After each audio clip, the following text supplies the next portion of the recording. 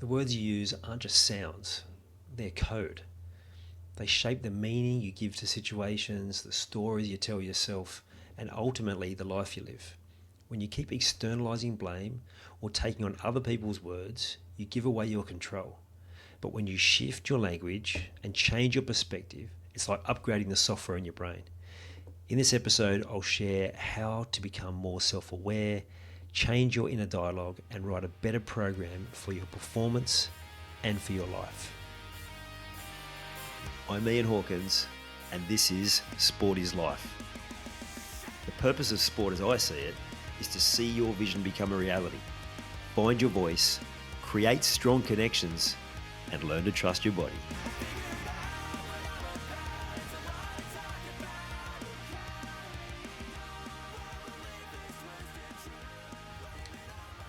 Today I want to talk about the power of words.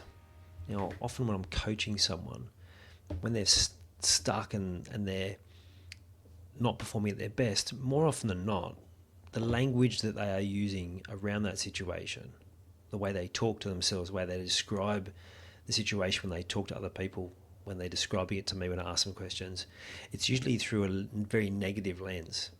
And we tend to get what we focus on.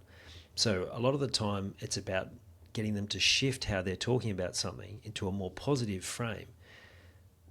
And that can have a really significant impact just like that.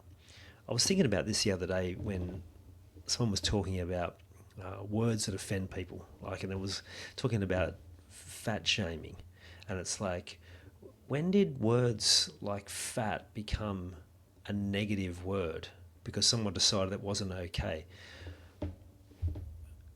Now, I'm not running around calling people fat, but it's a descriptor. It's no different to anything else. If you use the word thin, can you use the word thin anymore? All these descriptive words. It's been given power because people have used these words in a derogatory way. It's not the word that's the problem. It's the way that it's spoken. So that is the power of words. It's how things come out of our mouth. It's how they're spoken, like I said, to other people, how we talk about them ourselves. But it's also the meaning you give to words. So it's really important that you are also looking at that whenever you are questioning anything where you're wanting to be better, when you're wanting things to be different. It's like, what are the words you're using? Are you creating a self-fulfilling prophecy where you talk about things this will probably happen, this always happens, or always goes wrong, whatever it is? Are you looking at things as being difficult or challenging, or this is going to be so hard, or it's all creating a story in your head that then becomes truth? So it's about trying to change the way you're looking at things. The other thing is that when we if we come back to that idea of words and their meaning around descriptors like fat, for example, and how that impacts people, again, it's externalizing the problem, which I've talked about many times. Is the moment you put it out as an external, someone has said this word, so it has a negative impact on me. You're taking away your power. You're creating blame. You are making it about what someone else has done to you. It's like being a victim, right? So if we instead look at that from a different way of looking at it, it's what if I just changed the meaning? What if I'd looked at that word fat? And again, that's an extreme, and I'll explain to you why we've gone to extremes. But what does that mean to me? If someone's calling me that, well, maybe, and I've been there after one of my really bad leg breaks, I put on 20 kilos and that's where I was, and I didn't need anyone else to create shame for me. I was already feeling it every time I looked in the mirror, right? But then having to change how you look at it and go, well, what if what other people are saying about it had no power? What if what I'm saying about that particular word had no power? What if I created it just being a meaning of, okay, well, I've got some work to do and I need to change how I approach this particular situation. Okay, what steps do I need to take to change that? It becomes a whole different conversation. And it's one that is a problem-solving conversation instead of one that just creates a cycle of keeping us stuck where we are. So the reason why I use an extreme like that is because you want to be high performance, right? Well, if you can't deal with the extremes from the high to the low and everywhere in between, then how are you going to continue to move up in whatever area of your life you want to? Because performance is an exponential curve. It's not just a steady increase. It's like once you get into these like 0.1 percenters, that's when the results actually skyrocket. You know, an exponential curve, it goes along really steady, and then at some point suddenly the results start going through the roof. And that's why we need to look at these extremes. We need to look at these things, and maybe they're uncomfortable conversations. And you need to question the things that you hear and the way that we look at the world. And again, when did descriptive words become offensive? So you get a choice at any given moment.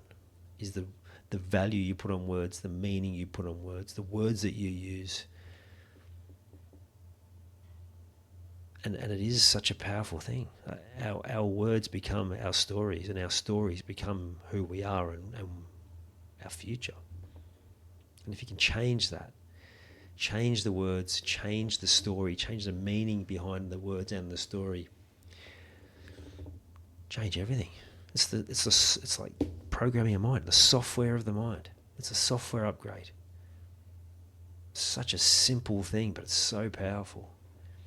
And sometimes you just got to correct yourself. You got to catch yourself when using negative language. I'm sure I've mentioned before an old mate of mine who wrote a book, The Art of Shush, and it's just like shushing yourself in your head every time you catch yourself using those words. Use your journal to keep yourself accountable. It will change slowly over time, just your whole attitude around things. And then when people use certain words and you hear someone else get offended, you don't have to call them out. You don't have to like point out things that people don't want to hear that.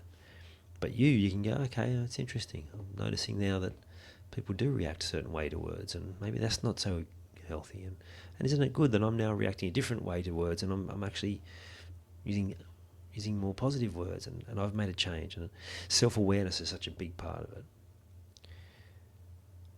So start telling yourself more positive words.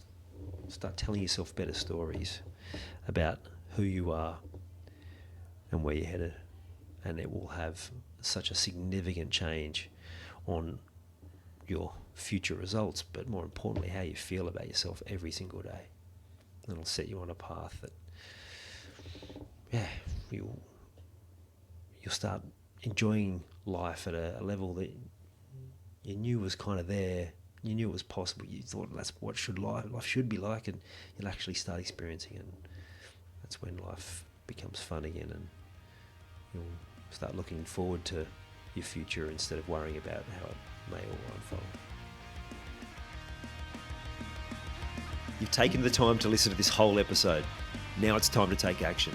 Commit to one thing you've learned today and make it happen. And to avoid any obstructions, join the Sport is Life movement by clicking on the link in the show notes.